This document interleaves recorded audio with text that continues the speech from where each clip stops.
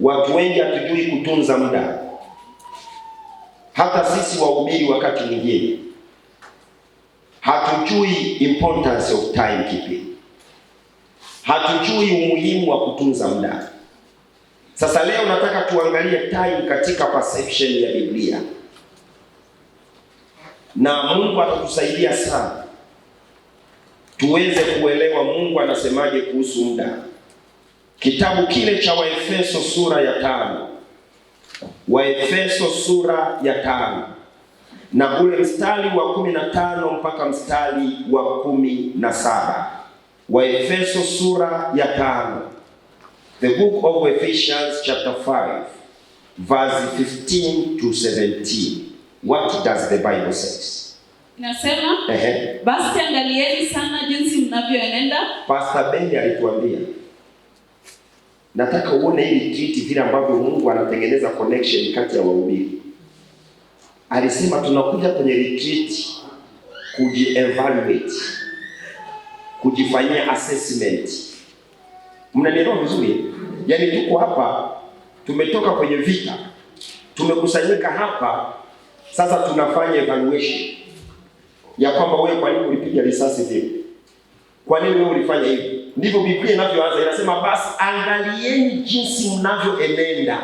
Maana yake jiassess, jitazame, jichunguze. Upo kwenye retreat hii, hebu jitazame. Na ngoja nikwambie kitu. Ukiona mtu anafundisha hapa, aidha mtu wa nutrition au Pastor Ben au Pastor Sam, somo lolote ambalo litafundishwa, usije ukatoka hapa ukasema ya kwamba ule ujumbe ulinichoma, bali mwambie Mungu ya kwamba anataka mabadiliko. Amen. Umesema kengele. Usije ukasema hapa Pastor Ben ujumbe wake umenichoma. Tumezoea sana na ujumbe umenichoma. Ujumbe umenitouch. Usiseme tu ni touch, umenitouch. Mwambie Mungu naomba ile message inipe mabadiliko. Biblia inasemaje? Basi angalieni, endelea my sister. Basi angalieni sana jinsi mnavyoenenda. Basi mjiassess nyewe wenyewe, angalieni jinsi mnavyoenenda. Si kama watu wasio na hekima, bali kama watu wenye hekima. Msiende kama watu ambao hawana hekima, bali muende kama watu wenye hekima. Mkiukomboa wakati, kwa maana zamani hizi mkifanya nini? Za uovu. Mkifanya nini? Ngoja nikwambie kitu. Mkiukomboa wakati. Wangapi hapa mnaukomboa wakati? Kinachokombolewa ni kilichotekwa. Kinachokombolewa ni kile ambacho kimetekwa. Adui hawezi kuteka kitu ambacho hakina thamani. Naomba nirudie. Adui hawezi kuteka kitu ambacho hakina thamani.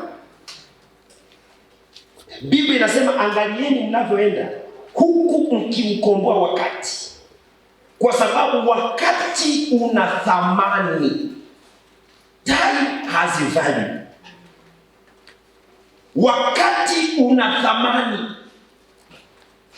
Wakati umebeba majibu ya maombi yako. Wakati umebeba future yako. Wakati umebeba destination yako. Wakati umebeba baraka zako. Angalia vile unavyoenda, unavyoishi katika dunia hii. Ishi ukikomboa wakati. Usipoteze wakati. Usicheze na wakati. Kuwa makini na wakati.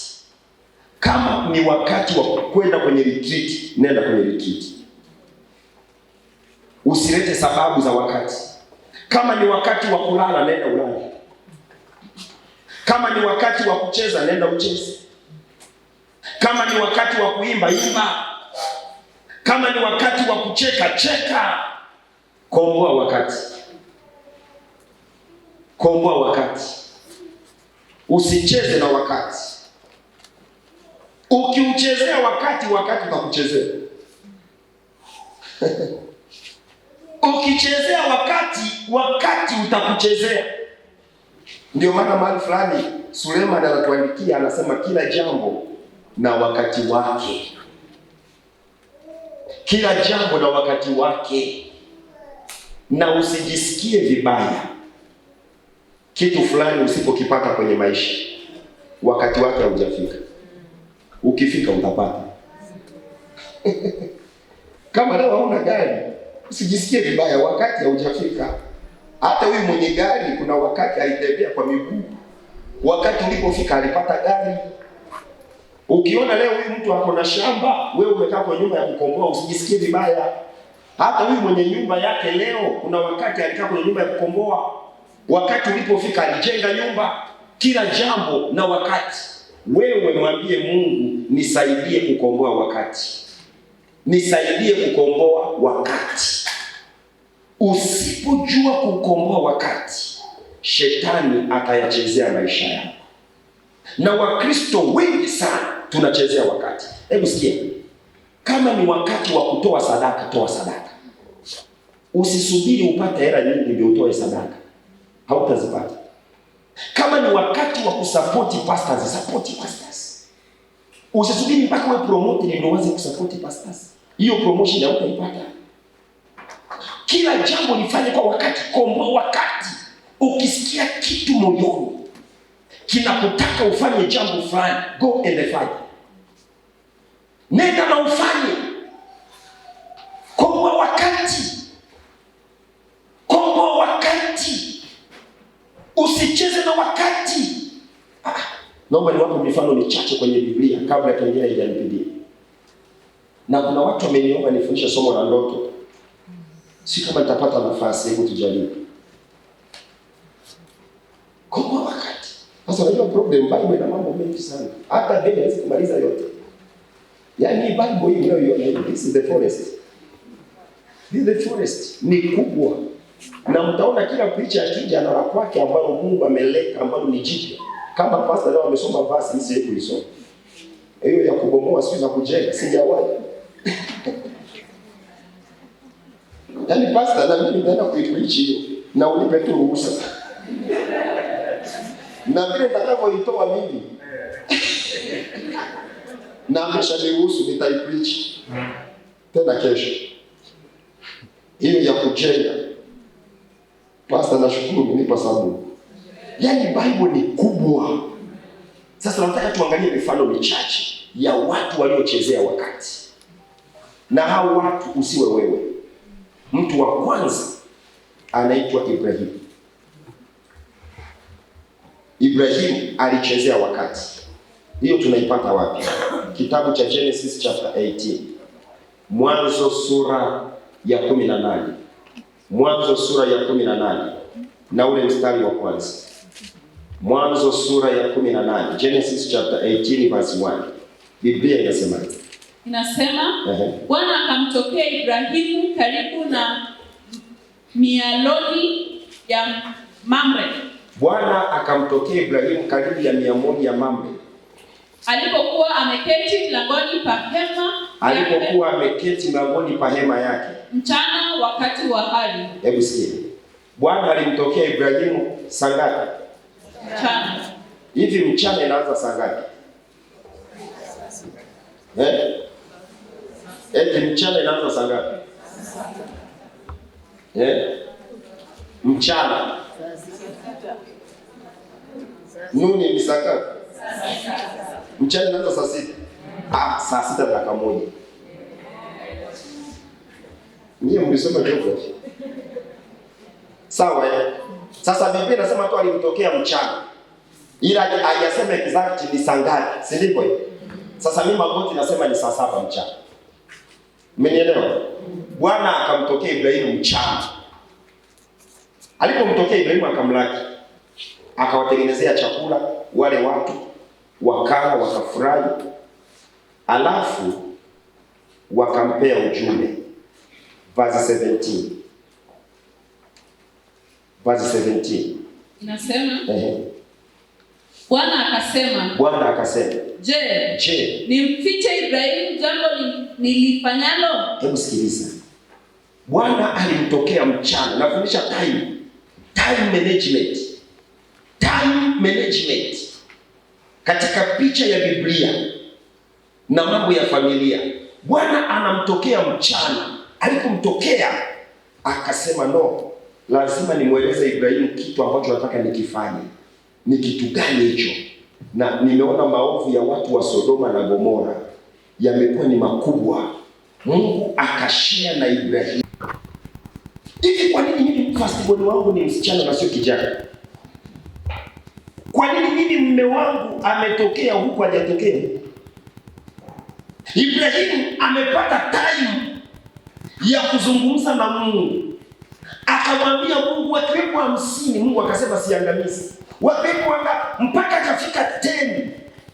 Akachezea time. Aliponyamaza na wale malaika wakaondoka. Sasa Ibrahimu anarudi nyumbani kwake. Sasa alikuwa anawasindikiza. Sasa wakati anarudi, Biblia inaongea kwa wachungaji ni sasa Magot. Sasa this is according to Magot. According to Magot, wakati wanarudi, yawezekana mke wake alimuuliza, mpenzi, hao wageni wameenda? Wameenda. Sasa wako kwa kitanda. Ila sio ile ndogo, ni ile ya kila wafika. Wako kwa kitanda. Huyo kwa kitanda. Sasa hiyo Biblia haijaongea kabisa. Mnanielewa? Hiyo ni Magoti na naongea ni Magoti. Sasa kwa kitanda hapa. Sara anamwambia yeye mpenzi, wageni walikuwa wanasemaje? Wageni bwana wamekuja hapa na story. Kwani story gani? Eti Mungu anataka angamize Sodoma. Kweli? Hiyo story amenipea. Okay. Na wewe ukawaambiaje? Mimi bwana nikawaambia hivi kama wako 50. Sema kama 50 siwezi kuangamiza. Ukashuka mpaka ngapi? Nikafika mpaka 10. Wakasema hawataangamiza. Sara anamwambia, hakuna Mungu wa hivyo bwana. Hebu tulale. Kumbuka wamepewa time kwa wokovu wa watu wa Sodoma. Wamepewa opportunity ya kuokoa watu wa Sodoma, lakini wanaichezea hiyo time. Mama, umepewa time ya retreat hii mtoto wako kuokolewa. Ukiichezea hii retreat itaisha na maisha yako yatabaki the way yalivyokuwa. Hii ni time ya pekee umepewa. Ni time ya pekee kuwapata wanenaji wa namna hii. Na inawezekana mmefanya retreat nyingi, lakini ya mwaka huu imekuwa ya kipekee. Wanenaji ni wa kipekee. Hii ni time ambayo Ibrahimu alipewa, akashindwa kuifanyia management nzuri. Kitu gani kikatokea? Si unajua Mungu aliwatokea mchana, alafu wakaenda wakalala. Nini ikatokea? Genesis chapter 19 verse 27. 19 na kitabu cha Mwanzo sura ya 19 na ule mstari wa 27 na 28. 27 inasema, Ibrahimu akatoka asubuhi kwenda mahali aliposimama. Hebu sikia. Wameachana na wale watu mchana. Kwa hiyo Ibrahimu na Sara wakalala. Asubuhi alipotoka, endelea. Ibrahimu akatoka asubuhi kwenda mahali aliposimama mbele za Bwana. Aliposimama mbele za Bwana, naye akatazama upande wa Sodoma na Gomora. Akatazama upande wa Sodoma na Gomora. Na nchi yote ya hilo bonde. Na nchi yote ya hilo bonde. Akaona na tazama. Moshi wa nchi ukapanda. Moshi wa nchi unapanda. Kama moshi wa tanuru. Kama moshi wa tanuru. Ikawa Mungu alipoiharibu mti ya bonde. Mnanielewa vizuri? Mungu amemtokea mchana kama sasa hivi. Anaambia nataka niwaangamize Sodoma. Ibrahimu akachezea hiyo time. Asubuhi anaamka kuangalia Sodoma, anaona moshi. Ndipo akarealize kumbe Mungu alikuwa serious. Kuna mtu amejifunza kitu. Kuna kitu Pastor Ben anifundisha sana. Ameongea sana. Mnatumia njia mbaya kunyanyasa watu. Siku moja hayo unayoyafanya kwa huyo mtu yatakutokea. Kuna mtu haelewi. Kuna mwingine mpaka yatokee ndio atakumbuka hii sababu. Utakuwa umepoteza time.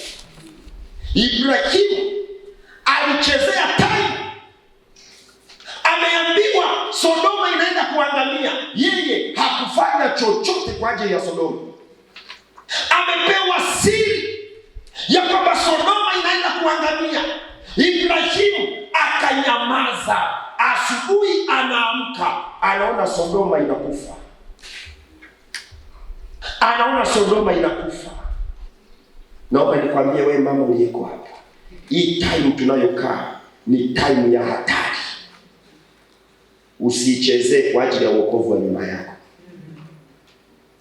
Hii ni time ya hatari.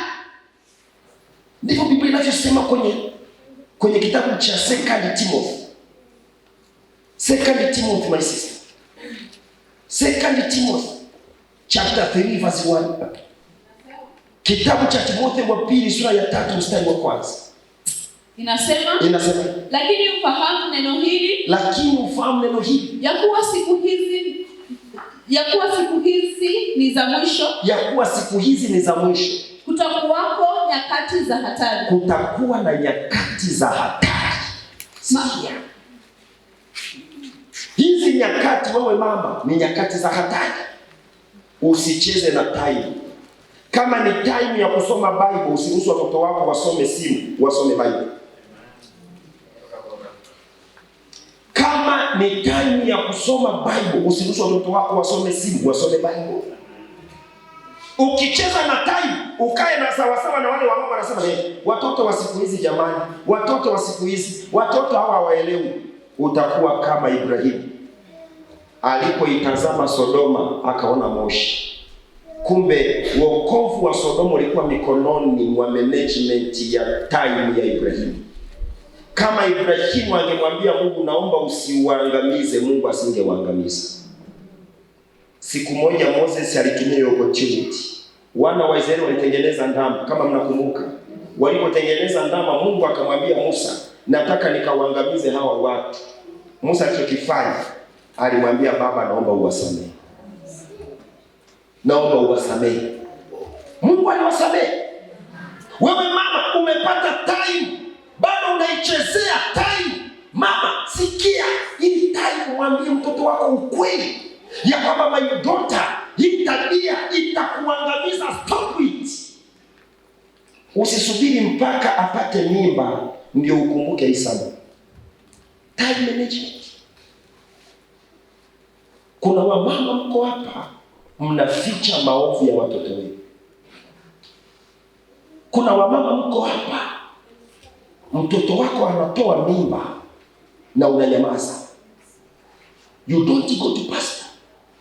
Nikamwambia pastor, msichana wangu huyu muombe. Hii ni mimba ya 3 anatoa. Kama ana demons zitoke. Unanyamaza, cheza na time. Siku moja you will cry. Ibrahimu alicheza na time. Mungu anamweleza, nataka niangamize. Ibrahimu akufanya chochote. Alipofika kwa watu 10, akanyamaza, akagive up. Usichoke kwa ajili ya wokovu wa nyumba yako. Usichoke. Hili ni kosa kubwa alilifanya mama yake na Yakobo. Mama yake na Yakobo alifanya siri ya ujinga na kijana wake. Wakachukua mali za ndugu. Mama alishiriki. Kilichotokea ni nini? Kukawa na ugomvi wa familia. Wewe mama, sikiliza, katika time ya mwisho, maovu ya mtoto wako usiyafiche. Maovu ya mume wako usiyafiche. Na usijisikie vibaya kuyapeleka mbele za Bwana. Nikwambie, kuna mtu yuko hapa, mume wake anakunywa pombe. Na unajua kabisa mume wangu anakunywa pombe. Pastor Samu hajui. Wakikaa kwenye mkutano wanamchagua kuwa elder. Na bado unanyamaza. Na unajua kabisa mume wangu anakunywa pombe. Usicheze na time kwa ajili ya wokovu wake. Nenda kwa Pastor Samu, mwambie pastor, hilo jina unalitaja Ninalijua. Tulisaidie kabla tujalipa responsibilities. Usicheze na time. Itakuletea shida baadaye. Hii kitu Ibrahimu ilimtesa. Kumbuka kuna ndugu yake anaitwa Lutu, naye anakaa Sodoma. Kumbuka Lutu alikuwa pale na bibi yake. Ibrahimu anaambiwa tunataka tuangamize Sodoma. Ibrahimu ananyamaza, anacheza na time. Usicheze na time. Mfano wa pili, watu waliocheza na time ni kanisa la awali. La awali, the early church, the church of apostles, kanisa la mitume. Walicheza na time. Walicheza nayo wapi? Kitabu cha Acts, Matendo sura ya 12. Mtanisamea mimi kwa sina notes. Kwa nikisimama hapa ndo napata notes. Matendo sura ya 12. Sura ya 5. Matendo sura ya 12. Mstari wa kwanza. Mstari wa kwanza inasema, panapo majira yale yale, Herode mfalme akanyosha mikono yake kuwatenda mabaya baadhi ya watu wa kanisa. Akamuua Yakobo ndugu yake Yohana kwa upanga. Na akiona ya kuwa imewapendeza Wayahudi, akaendelea akamshika na Petro. Siku hizo zilikuwa siku za mikate isiyochachwa. Alipokwisha kumkamata akamweka gerezani, akamtia mikononi mwa vikosi vinne vya askari wanne. Verse 5 inasema, basi Petro akalindwa gerezani. Nalo kanisa likamwomba Mungu kwa ajili yake. Mnanielewa vizuri? Sasa sikilizeni. Naomba niongee na mwanamke ambaye ana mtoto mlevi. Naomba niongee na mwanamke ambaye ana ndoa ina changamoto. Nisikilize. Herode akamkamata Yakobo. Alipomkamata Yakobo akamuua. Hatukuona kanisa linafanya chochote. Ile time Herode anamkamata Yakobo, kanisa lilikuwa very quiet. Tena si ya kwamba wakupata taarifa. They got information ya kwamba Herode amemkamata. Kanisa lilinyamaza, likacheza na time. Herode akafa, na ni Yakobo akafa. Yakobo alipokufa, kweli balilia kama kanisa. Mtumishi ameenda, mtoto wa baba amelala, shujaa. Ndio maana mimi siku hizi pastor, muda wa kulala ukifika sipokei simu. Muda wa kulala hata kama una shida zako, kinipigia simu sishiki. Kwa sababu nitashindwa kulala nianze kushughulikia mambo yenu. Alafu nipoteze time na afya yangu iharibike. Kesho mje kwenye mazishi useme kamanda. Nyie mnasema kamanda, bibi yangu anabaki widow. Muniache nilale. Hebu sikia. Wakamkamata Yakobo. Kanisa lilifanya mistake. Halikufanya chochote. Herode alipomaliza Yakobo, Wayahudi wakashangilia. Akamkamata tena na Petro. Ngoja nikwambie kitu. Si unamwona first born wako anavyomesa na umenyamaza.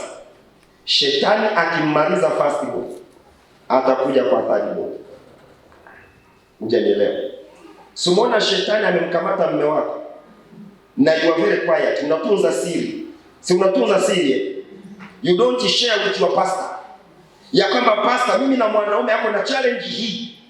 Unatunza. Shetani akimaliza mume wako, atahamia kwa msichana wako. Atahamia kwa msichana wako. Ngoja nikwambie kitu. Hii time sio time ya kulala. Sio time ya kupoteza. Nimewahi kuona kuna wamama hata ndani ya kanisa wanasema Magot, wanaume wa siku hizi. Wewe kumbuka ni mwanamke wa Kenya lakini ni Mkristo. Umesikia tu kiongea? Lazima uwe tofauti. Usije ukasikiliza zile maneno zinaongea kwenye television. Jamani wamama, wanaume wa siku hizi nakwambia bila mpango wa kando hawana maisha. Na we mama unasema Magot, wanasema wanaume wa siku hizi ni mpaka waambie wa kwao sio wa kwangu. Mimi wa kwangu nitamlinda kwa kumjengea ukuta. I will not stay quiet. Sitanyamaza. Kanisa lilicheza na time wakati Herode anakamatwa, wakati Yakobo anakamatwa, kanisa lilinyamaza. Liliponyamaza, Herode akamuua Yakobo. Uko tayari mume wako aende? Shetani akimaliza Yakobo atamkamata Peter. Shetani akimaliza Yakobo atahamia kwa Peter. Ndio maana kuna mama yuko hapa anasema Magot, yani mimi kijana wangu mkubwa alipokataa kanisa na yule wa pili pia amekataa kanisa na watatu naye. Kuna mwana anambia Magot, yani mimi baba mkwe alipomfukuza bibi yake na kijana wake aliyenioa ameongeza bibi kwa nyumba, na mtoto wangu naye ameongeza bibi mwingine, na mjukuu naye ameongeza bibi mwingine. Kuna story kama hizo kwenye familia zetu. Yaani Magot, mimi sister yangu alipofukuzwa kazi, mimi ndo nikabaki nasaidia. Na mimi pia nimefukuzwa kazi. Na ndugu yangu mdogo naye amefukuzwa kazi. Yaani shetani akiona haujajenga ukuta, ninaongeza somo la pastor. Anaona hapa bedroom iko pale. Unajua kuna watu hapa shetani anajua bedroom mzee. Thank you pastor for that wonderful sermon. May God bless you. Na hizi sermon ni pastor Sam zina connection. Na kumbuka mimi na pastor hatukai chumba moja kutengeneza sermon. Lakini ona Mungu anapozungumza na sisi. Kuna watu mko hapa shetani anajua mpaka bedroom yako. Hakuna kitu kinamzuia asiingie. Anaingia kwa nyumba yako. Anamwharibu mume wako, akimaliza kumharibu anaenda kwa kijana. Mungu anatafuta mtu. Ngoja nikwambie kitu. Shetani alipomaliza Yakobo, alipomshika Petro, ndio kanisa ikaamka usingizi. Biblia inasema wakaomba kwa juhudi. Lakini wanaomba sasa hivi tayari mwenzao ameshaenda. It is too late. Walianza kuomba tokea awali Yakobo asingekufa. Sasa hivi walipomuona Peter amekamatwa, wakasema no. Tusifanye mchezo kama ule wa zamani. Wewe mama sikiliza. Unamwona kijana wako wa pili ameanza mchezo kama kijana wako wa kwanza. Usinyamaze. Anza kuomba kwa juhudi. Anza kusoma Biblia. Anza kumpeleka mtoto kanisani. Anza simama kwenye wakati. Usicheze na wakati. Petro amekamatwa. Nataka mtu mmoja anielewe. Kumbuka Petro amekamatwa. Na amewekwa kwenye ile seli. Ile strong. Mimi nafanya kazi prison. Kuna zile strong cell wanazowekwa wale watu watatu. Unaona? Petro amemweka na wamemfunga mikono na miguu. Na kuna walinzi, kwa lugha nyingine amekamatwa, hawezi kuomba. Nyumba imebomoka, anatafutwa mtu. Anatafutwa mtu. Mama sikiliza, maneno yako haitasaidia, maombi yako yatasaidia. Amen. Tayari mume wako ameshamkamata. Siku moja nilikuwa nawaambia watu, yani sikiliza wewe mama. Sikiliza, ukiona mme anaenda kwa mpango wa kando, sio yeye, kuna roho imeingia ndani. Hujanielewa? Kuna roho ya uzinzi imeingia, ndio imemsukuma kuacha nyumba yake kutafuta mpango wa kando. Sasa wewe ukianza kelele, wewe mwanaume, wewe utaniua. Sikiliza, maneno haibadili, inayobadili ni Roho Mtakatifu. Inayobadili ni Roho Mtakatifu. Wewe usitumie akili yako, nenda miguuni kwa Mungu, mwambie Mungu, muingizie nguvu mme wangu, hiyo tabia itoke. Petro amekamatwa, hawezi kufanya chochote. Linatakiwa kanisa ndio lifanye kitu ili malaika washuke wamfungue Petro. Kuna mtu sio kama amenielewa. Unatumia akili yako kubadilisha mambo ya rohoni. Don't use your experience in spiritual issues. Acha. Simama mbele za Bwana. Nataka mtu mmoja anielewe. Kanisa likaomba kwa juhudi. Biblia ya Kiswahili inatumia neno akaomba kwa juhudi. Lakini ukisoma version zingine zinasema kanisa liliamua kuomba mpaka muujiza ufanyike. Yaani unakaa miguuni kwa Mungu mpaka uhakikishe mtoto wako amekuwa pastor. Ndio maana mimi nilimkuta mama yangu yuko kanisani saa 8 za usiku ananiombea. Aliamua kuomba mpaka kijana wake aache pombe awe mhubiri wa Injili. Wewe unaomba tu mara moja mara mbili unasema Mungu ana majibu matatu.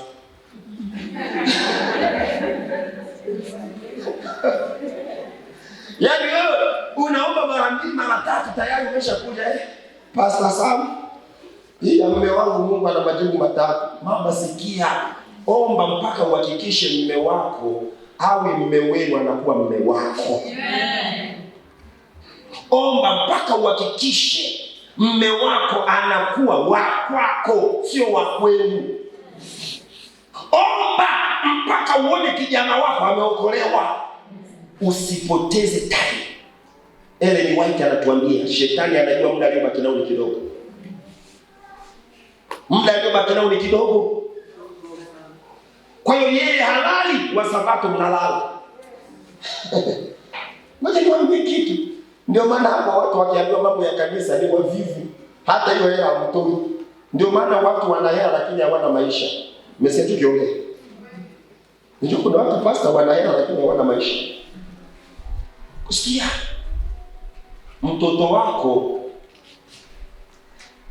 anaweza akawa na elimu lakini hana akili. Ana elimu lakini hana nini? Usiinvesti kwa mambo ya dunia. Investi kwa mambo ya mbinguni. Ni wangapi hapa kwenye graduation za watoto wao huwa wananunua vitabu kuwapelekea? Ni wangapi hapa kwenye birthday za watoto wao huwa wananunua vitabu wanapeleka? Ni wangapi hapo wakienda kufanya visitation shuleni kwa watoto huwa wanabeba vitabu wanawapelekea? Wengi mtabeba keki, mtabeba juice, mtabeba nini, unaenda kwa mtoto. Unapoteza time. Mama yangu mzazi is a very good example kwako. Mama yangu aliomba pastors, we are talking, vijana wake wote watatu ni pastors. Wote watatu. Na wasichana wake wawili, mmoja yuko form 4 sasa hivi. Alipokuwa na yeye akimaliza form 4 anaweza akaolewa na mchungaji. Mamangu aliamua kulala kanisani kwa ajili ya watoto. Leo watoto wake tuko busy na kazi ya Mungu. Tumeacha kazi zote za duniani. My young brother alikuwa medical doctor, ameacha. Sasa hivi ni pastor. Maombi ya mama alisema nataka watoto wangu wafe wakimtumikia Mungu. Wewe unalala. Tena kuna wengine wanaombea kwa shuka, wako kwenye shuka. Baba unayajua hata ya kesho.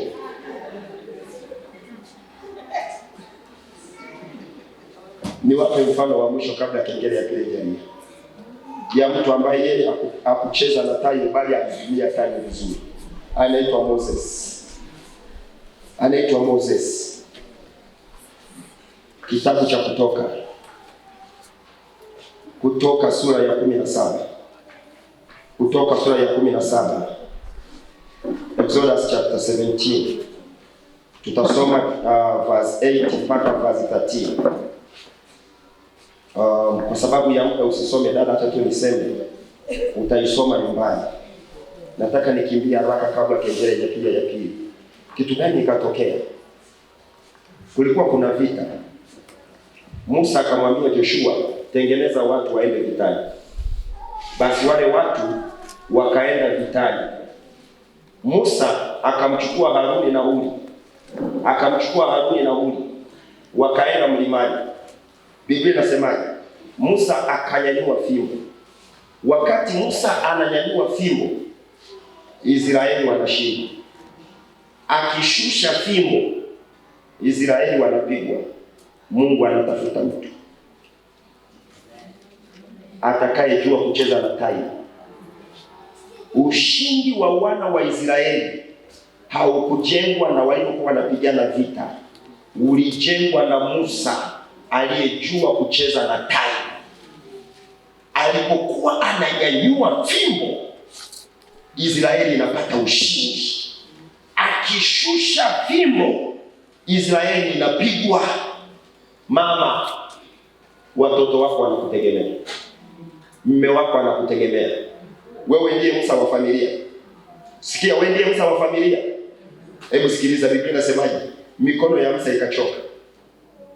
Haruni na Huri wakasapoti. Swali, kwa nini Musa, naongezea pale kupasa tufundisha jana kwenye kitabu cha Ezekiel. Kwa nini Musa mikono ilipochoka asingempatia Haruni, bwana Haruni, na wewe chukua hii fimbo nyanyua, mimi nipumzike. Ukimaliza tutengeneze sawa. Ukimaliza mpe na Huri, naye anyanyue. Akimaliza ataleta na kwangu. Umenipata vizuri? Musa alijua time ya wokovu ipo kwake. Mungu anatafuta mtu, hatafuti watu. Shida za familia yako zinamalizwa na wewe na Mungu. Pastors ni Haruni na Huri. Anayekuwa responsible ni wewe. Kuna mtu achaelewa? Yaani kuna watu kazi yao wanacheza na time, wanataka wengine ndio wabebe matatizo yake. No everyone can carry your problems.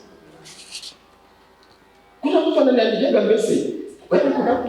Mimi simu yangu pasta na mimi pasta, mnajua simu zetu.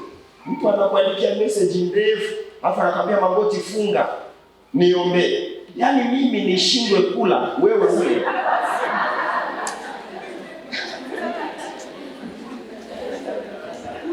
Kabisa. Yaani kuna watu pasta anakuambia Magoti amka kesha. Yaani mimi niache bibi yangu kumka na watoto wawili, niache kulala na bibi yangu, wewe umelala huko nianze Mimi kazi yangu, jamani, bwana asifiwe. Mimi kazi yangu ni kunyanyua mikono yako. Maana yake ni nini? Kama wewe utafunga siku 7, mimi nitafunga siku 2 kwa ajili yako. Kama wewe utaomba masaa 6, mimi nitaomba saa 1 kwa ajili yako. Usimpe mchungaji wako mzigo. Hili neno nitakuja kuliongea pale Karangati na nitakuja.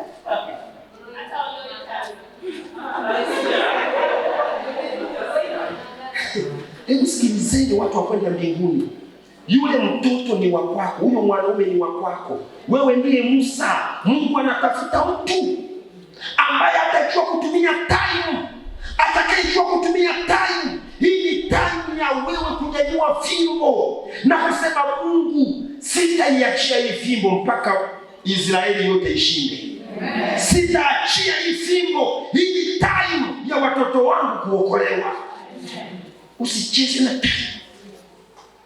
Usiwe mvivu. Usichoke. Nimeona kuna watu wanachoka. Good example is my mother. Nilimkuta mama yangu kanisani, nimetoka disco kucheza muziki, nimepiga mtu na chupa, nakimbia namkuta mamangu yuko kwa pulpiti amepiga magoti, nikaita mama, akaniambia Japhet. Nikamwambia mama, nimeua mtu. Akaniambia njoo nikuombee. Na by the way nilikuwa nakuombea from that day. Niliacha pombe, nikaingia kwenye kazi ya Mungu. Ngoja nikwambie we mama, usimpe Haruni fimbo. Tukomboe wakati, tusiwe chinga. Mimi pasa niliona mwanamke alikuwa na challenge. Nadhani wewe kusimulia matasi ya uongo roho, niwe kusimulia. Mke wangu alikuwa na challenge kubwa sana ya afya. Mke wangu aliambiwa hawezi kupata mtoto. Mke wangu alikuwa anaanguka ovyo. Nilipomwoa nikasema this is my wife. Na Mungu amenipa for the purpose. Mungu amekupa mwanaume akijua wewe unaweza. Usikate tamaa. Mungu amekupa watoto anajua unaweza. Usikate tamaa. Mungu amekupa huyo msichana anajua unaweza. Usikate tamaa. Mpeleke miguuni kwa Yesu. Omba kwa ajili yake. Mwambie Baba, sina msaada ila ni wewe tu. Maisha ya ndoa yangu yako mikononi mwako. Sitakuacha. Hata watu wakisema vipi, acha waseme, mimi nitatembea na wewe. Acha watu wanitukane, watatukana, mimi nitatembea na wewe. Najua the time is coming. Saa inakuja, waliokudharau watakusalimia kwa heshima. Mama yangu alichekwa, mama yangu alidhalilishwa. Leo watoto wake tunamtangaza mfalme ajaye. Usikate tamaa. Keep time. Tusimame tuombe.